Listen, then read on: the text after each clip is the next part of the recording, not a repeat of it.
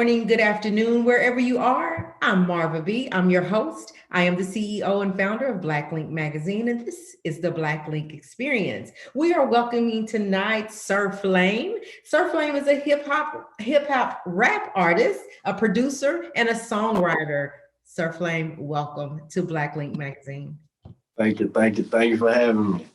Absolutely. Thank you for being here. We do appreciate it. And we're excited to hear about what you have going on. So go ahead and tell the world who you are and what you do.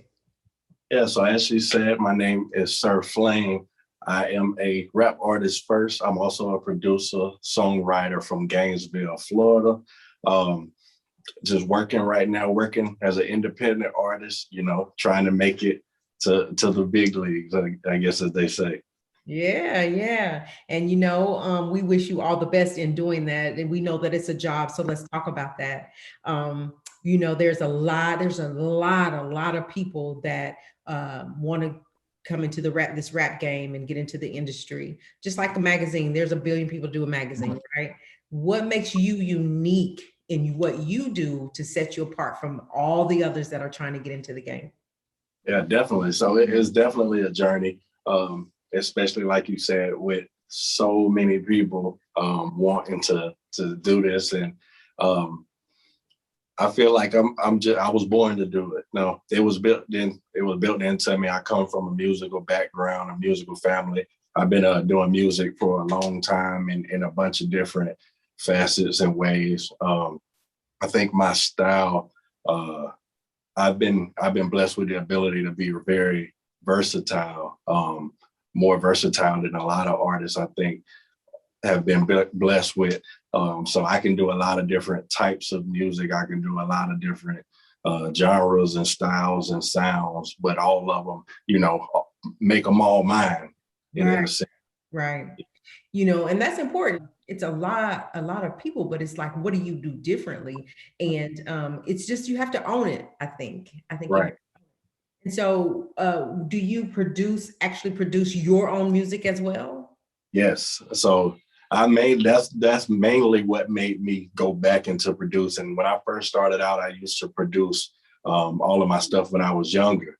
Um, at that point, I was making music and I was too young to even know about going to other people for music. So I had to learn from the get-go to produce for myself. Then as time went on, I kind of just was looking at different sounds and reaching out to different people and just getting music from different places. And what I found was I always was kind of searching. Sometimes I go to websites that have beats on them and instrumentals on them, and you're always searching through these lists and getting emails from producers, and you got to go through all these lists when I got a background in producing and I know what I want and I know what I'm looking for. So I was like, hey, stop being lazy, and you know what you need to do. Go back into it, doing it for yourself. And now I have no issue creating. It's actually worked out a lot better for me. Right. So you are independent right now. Are you seeking to eventually get with a label? I always ask artists, do they prefer independent or do they prefer, hooking up with a label? What is your take on that? Yeah, my take is I'm looking for really the best situation all the way around. There's pros and cons to both.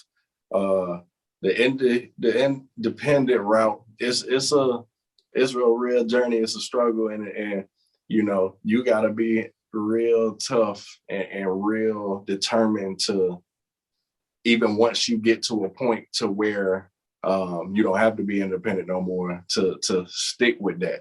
The thing that I like about being an independent artist is that I have total creative control over whatever I want to do, when I want to do it, when I want to release music.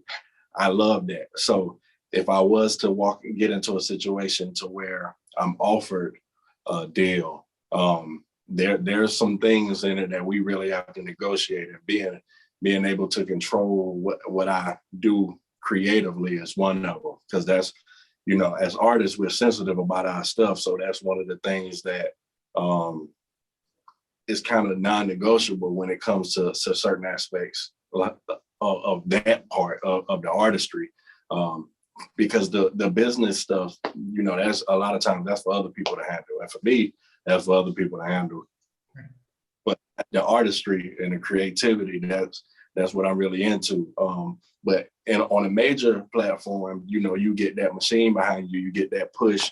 A lot of times you get those connections and doors opening for you that you wouldn't normally get, you know, being independent. So both of them have their pros and cons, and just whatever the best situation is, you know, I'm willing to listen both ways. A lot of times when we discuss the business, the industry, Right. a lot of artists fail because they because of lack of knowledge of the business aspect. Can you give people that are trying to come into this business a synopsis or a scenario about what the business is about? Yeah. So I learned a long time ago that a lot of it is it's a money business, and a lot of it is a money game. And if you're not careful, a lot of times you'll get sold dreams. I've been doing this for a long time, so you'll come across people that'll sell you dreams. They'll take advantage of knowing how bad you have dreams and aspirations, and they'll take advantage of those aspirations.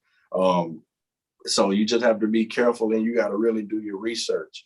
Uh, really research before you before you start paying for things and handing over money for people that's reaching out saying that they can promote you and all of this.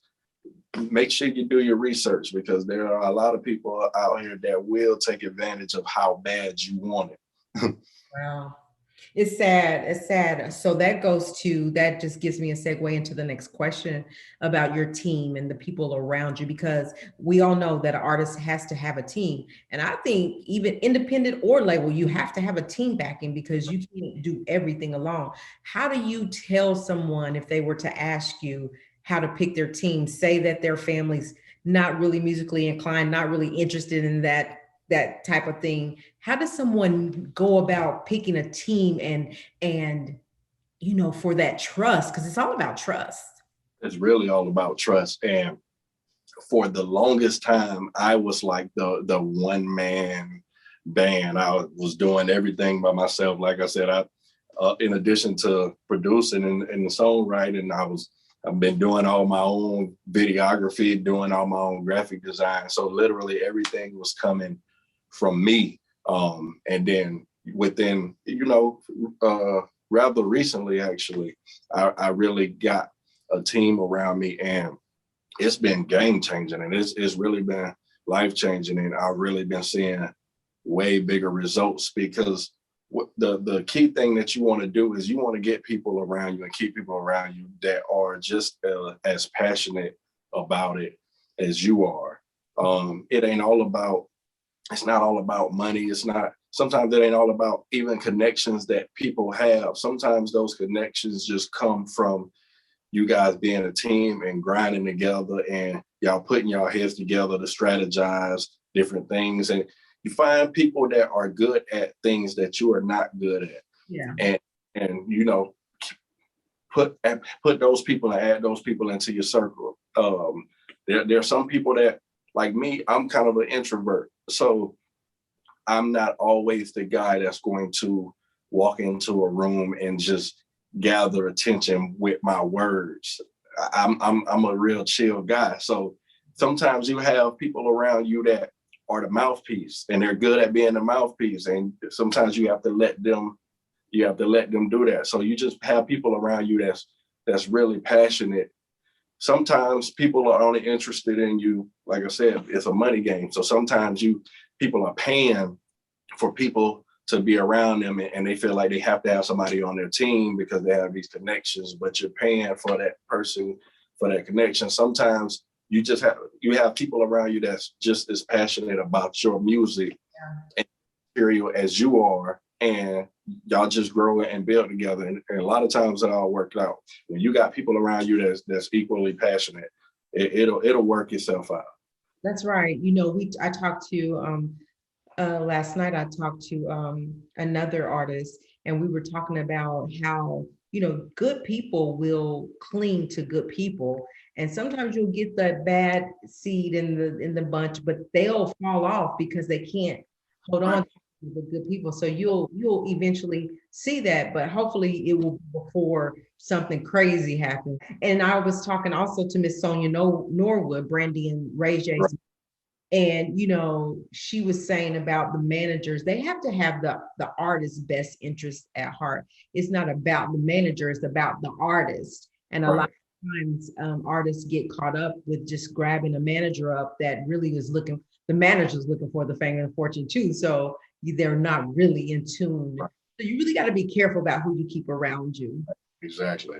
Yeah. So tell me, when you write your songs, where does that come from? Like where are you mentally? Do you have to actually physically get yourself into a place, into a mode to write, or do writing just come to you? It doesn't, you could be anywhere and you need to write it down.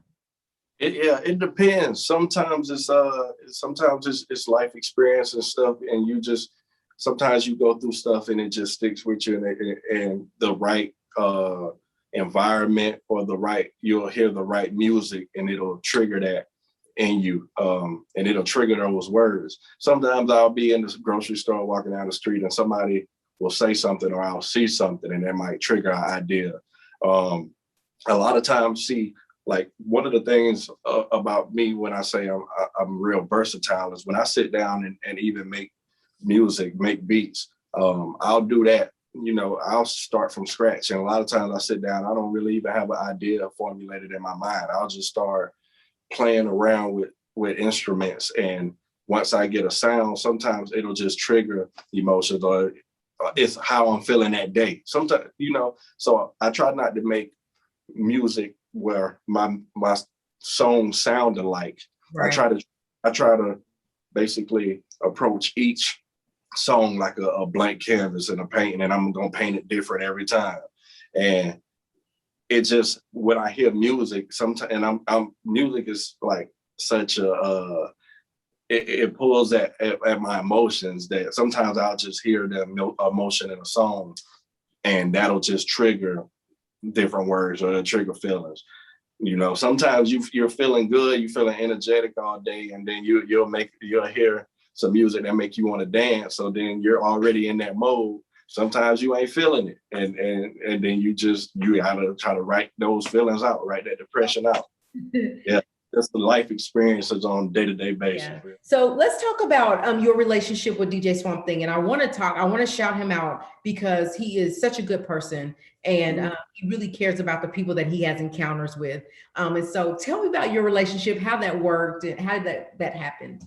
Man, it happened so organic, and like you hit it on the head. Swamp is one of the most genuine people I've come across, especially as being a DJ. So it happened kind of crazy because, like I said, I always try, especially lately, I've kind of gotten the groove. So I've really been doing research and really got into trying to find different avenues to market my music and promote my music and promote my brand. And I came across a woman that's on Bigger Rankings team that does promotions. And she has like a promotional services, and I was just looking at her service list, and I was like, let me just try two things.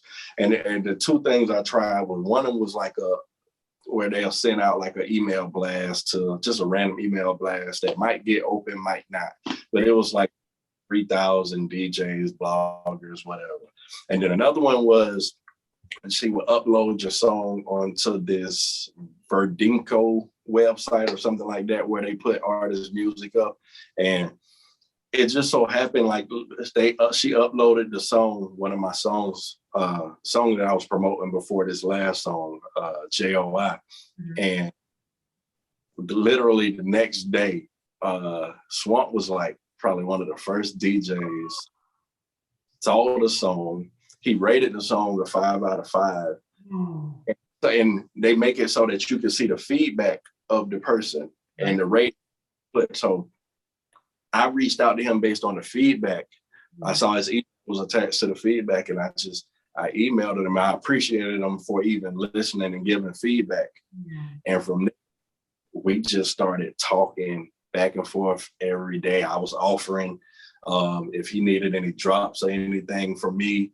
And he would ask me if I would be available for interviews, and we just connected. And now we talk like on a daily basis. And he's just as passionate about my music as I am. And it was never nothing other than just a genuine connection. And we've been building ever since. Yeah, he probably most genuine people I've come across. He is. I like him a lot. Met him on Clubhouse, reached out and said, hey, let me interview you. And we've been like, I feel like I've been knowing him forever. Right. And you know, some people can really play the part in making you believe they're good people, but DJ Swamp Thing, he is. I'm saying he's the real deal. He's the real. He's linked me and connected me with people like just off of love. He's connected me with people that I've never been like able to connect with and network with. And he uses all his connections and all of that to say, hey, I got this artist that you might want to hear. And I mean, it's all genuine. Like he's not looking for nothing in return other than you know what, Flame, that's also when we talk about relationships in the business. And it's hard to trust people. So when you find people like DJ Swamp Thing, you got to really cherish those relationships, you know, and really know that I'm here for you, you here for me. Like this is how it is, and it's genuine. Yeah, I already told myself like if I was offered a deal tomorrow, and if I'm offered a big deal tomorrow, and I'm going on a world tour, Swamp is quitting whatever job he got. Like you know what. About DJ, we out of here. Yeah. That's right. He got so much love, but he deserved it because he's so kind. And what I like about being a part of that whole DJ Swamp Thing, the Swamp Thing media, whatever, is that it's about the artist. Because a lot of times, you tell me what you think. A lot of times the artists just don't get the credit that they deserve. Like everybody around them get paid way more than they do, and they're the ones that's making the music, you know, and make, you know, doing the performances and all this. What do you think about that? What do you say about that? Yeah, I think you're right. And I think a lot of times the artists don't.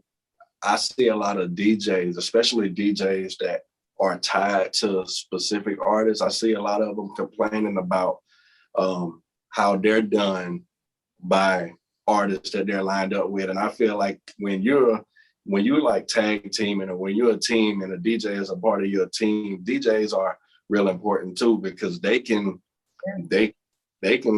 shut down really any kind of momentum you got. DJs can make phone calls to other DJs and say is dead.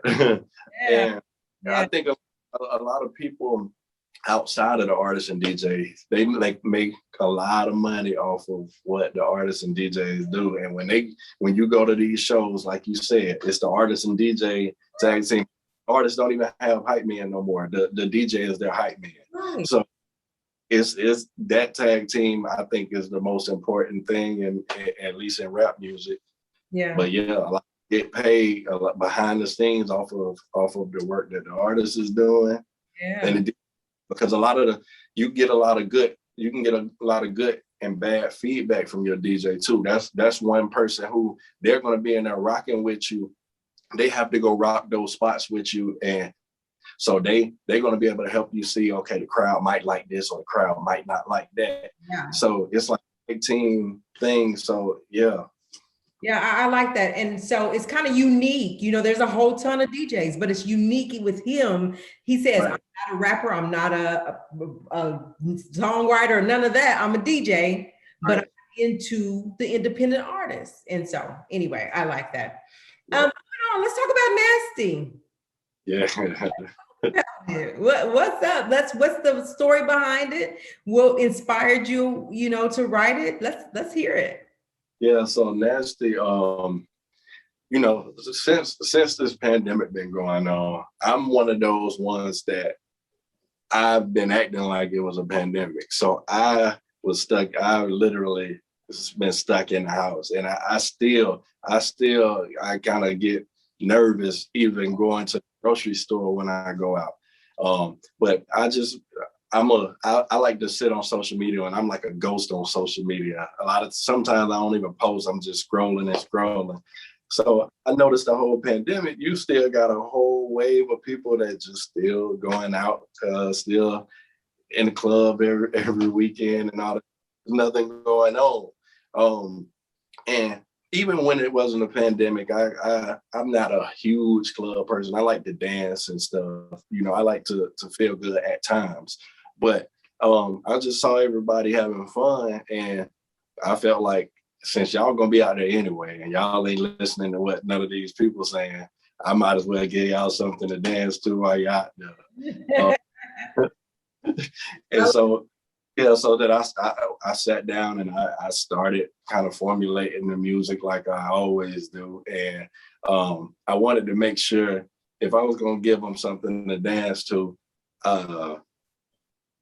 New Orleans music, they got that New Orleans bounce that seems to get the girls going crazy in the club. So it was only right for me to kind of incorporate that a little bit in there. Yeah. I did that. It was a done deal. I like it. Well, we wish you much success on that. If you have a snippet of it, we'll run it on our website for you, Yeah. For people to hear if you want to share. But we do wish you much success on that. Something fun. Something fun. I'm start shooting a video here soon. Yeah. Oh, that's fun. Yeah. Yeah, so what's next is I'm steady working on music always. Trying to get out of the bad habit of just sitting on music. I have so much that I want the world to hear, and I'm ready for them to hear. And in due time, I'm gonna do it the right way and put it out the right way, and we just gonna keep rocking. All right. Well, you just know that Black Link Magazine is supporting you all the way to the top. Anything we can do to help you, we will, to get the word out. Y'all are stuck with me. Long as DJ Swamp Thing is in this thing, y'all are stuck with me. So I love it. Yeah. So go ahead and tell the people where they can find you on social media, how they can contact you. Yeah. So Instagram, Twitter, you can find me at Set It On Flame, SETITONFLAME. My YouTube, Official Flame TV. That's where you can see the video for JOI. I'll be releasing a lot more content coming soon. Working on a lot more content, just to showcase my brand and even in other things other than just music.